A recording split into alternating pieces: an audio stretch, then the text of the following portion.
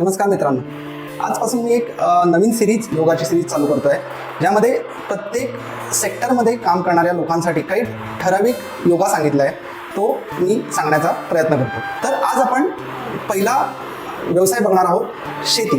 तर शेतीमध्ये काम करणारे जे शेतकरी असतात, शेतकरी बंधू भगिनी असतात, त्यांना मुख्यत्वे पाठीची दुखणी जास्त होतात.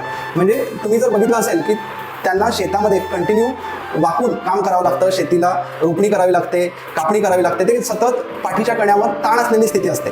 तर त्यांना एक माझी विनंती आहे की तुमच्या ज्या कामाच्या स्वरूपाप्रमाणे तुम्ही जेव्हा तुमचं काम आटपता आणि घरी जाता त्यावेळेस तुम्ही शवासनाचा अभ्यास करणं गरजेचं आहे. म्हणजे पाठीला विश्रांती देणं गरजेचं आहे. तर ते कसं द्याल तुम्ही की तुम्ही घरी जाणार, हातपाय धुतले की तुम्ही काय करायचं की सहजपणे गुडघे फोल्ड करायचे, कोपरांचा आधार घ्यायचा आणि पाठीला विश्रांती द्यायची. असं 5 ते 10 मिनिटं निश्चिंतपणे पडून राहायचं.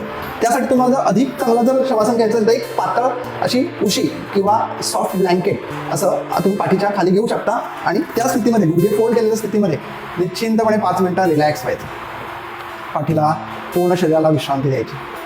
नुसतं झोपून राहा शांतपणे.